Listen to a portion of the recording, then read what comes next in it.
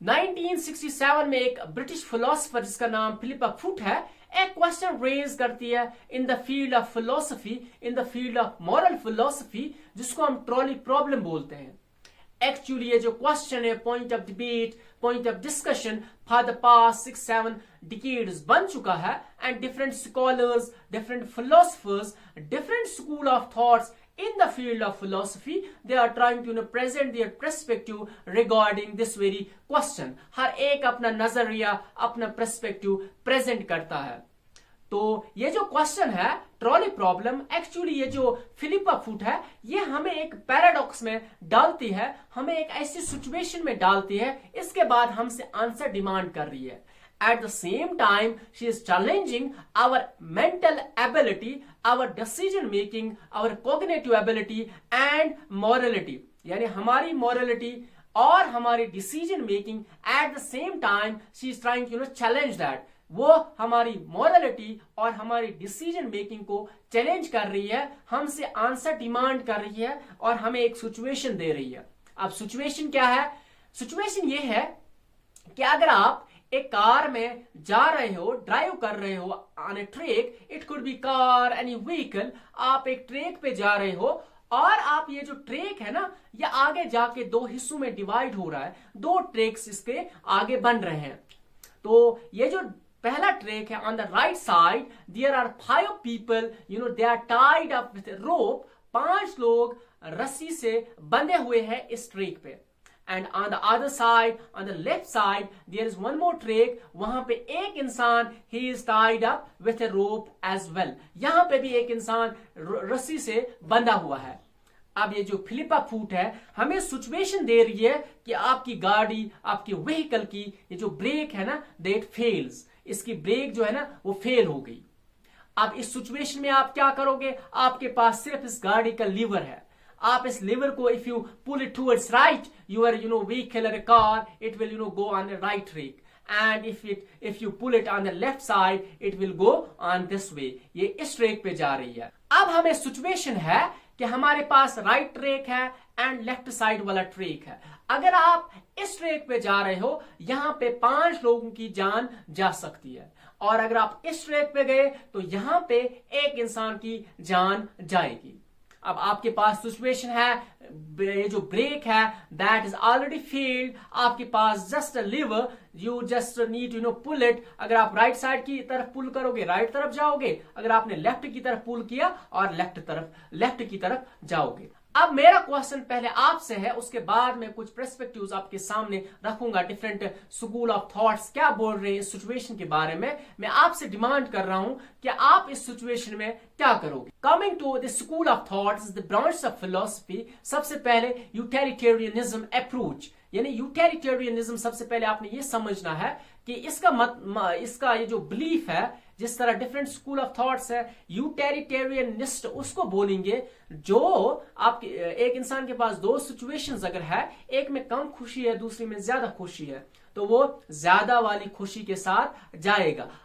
उनका यह मानना है कि ultimate aim of life is to achieve the greatest happiness. अगर आपके पास 2 सिचुएशंस है, एक में कम नुकसान है, दूसरे में ज्यादा नुकसान है, तो आपने कम वाले नुकसान के साथ जाना है। और उनका यह पर्सपेक्टिव है कि हम काम करेंगे, we will pull the lever towards left and we will go on that very track, जहां पे एक इंसान रस्सी से बंधा हुआ है, एक इंसान की जान तो जाएगी लेकिन 5 लोगों की जान बच जाएगी। ये उनका अप्रोच है।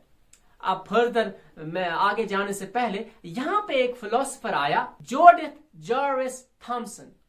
ये फिलोसोफर जो है ना, इसने डिफरेंट वेरिएशन इस क्वेश्चन को डिफरेंट वेरिएशन में प्रेजेंट किया।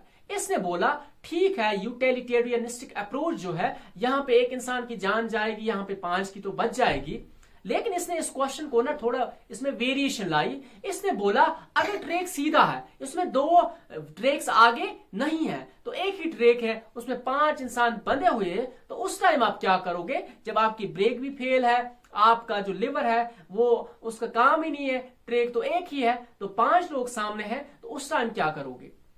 इसने खुद एक प्रेजेंट किया आंसर। इसने जो इसका अप्रोच है वो ये है, उसने बोला कि क्या हम वहीं से उन 5 में से एक इंसान को उठाएंगे और उसको फेंक देंगे आगे, और उसी को इस तरह फेंक देंगे, ये जो व्हीकल होगी, ये कार होगी, तो वो उसको लग जाएगी। वो इंसान अगर मर भी जाएगा, ये जो बाकी 4 है वो तो बच जाएंगे।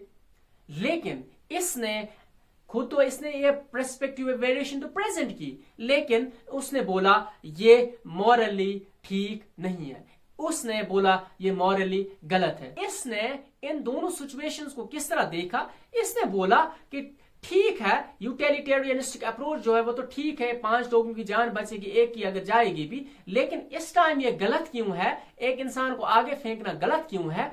इसने बोला कि यहां पे हम डायरेक्टली एक इंसान को फेंक रहे आगे, लेकिन वहां पे वो हम लिवर को मूव कर रहे हैं, उस वजह से वो इंसान जा रहा है आगे। हम तो उस इंसान को आगे नहीं फेंक रहे, हम बस लिवर को पुल कर रहे हैं। यहां पे इमोशंस एंड हमारी साइकोलॉजी सामने आती है, और हम इस सिचुएशन को ठीक समझते हैं।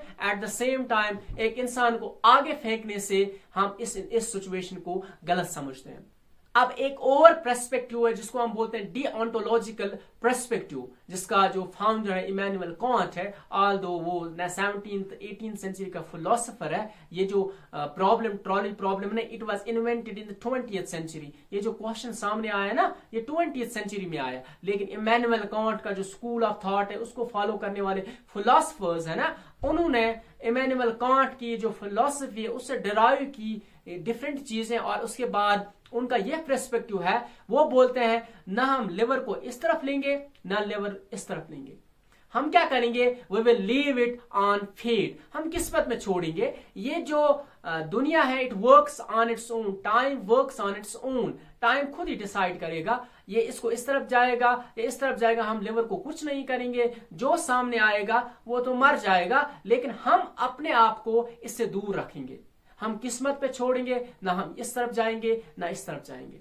अब ये पूरा मैंने क्यों आपके सामने रखा, उसके बाद मैं आपसे भी डिमांड करूंगा आप इस सिचुएशन में क्या करेंगे। देखो, हम जब इस तरह के क्वेश्चंस फेस करते हैं ना, हम इसके डिफरेंट पर्सपेक्टिव्स देखते हैं, डिफरेंट आंसर्स देने की कोशिश करते हैं, हम बहुत सारे आंसर्स देने की कोशिश करते हैं, इससे हमारा जहन खुलता है। हमारा जहन जब खुलता है, हमारी कॉग्निटिव एबिलिटी बढ़ जाती है, और हम ये जो डिफरेंट चीजें इन्वेंट करते हैं, हम डिफरेंट इन्वेंशंस करते हैं। तो मेरा ये प्रेजेंट करने का मकसद ये था कि हम डिफरेंट छोटी छोटी चीजों को किस तरह खंगालेंगे और डिफरेंट पर्सपेक्टिव्स निकालेंगे, ताकि हमारा जहन खुल जाएगा। आप भी अपना पर्सपेक्टिव प्रेजेंट करें, और एंड आई होप कि आपको थोड़ी बहुत चीजें इंटरेस्टिंग लगी होंगी। And thank you.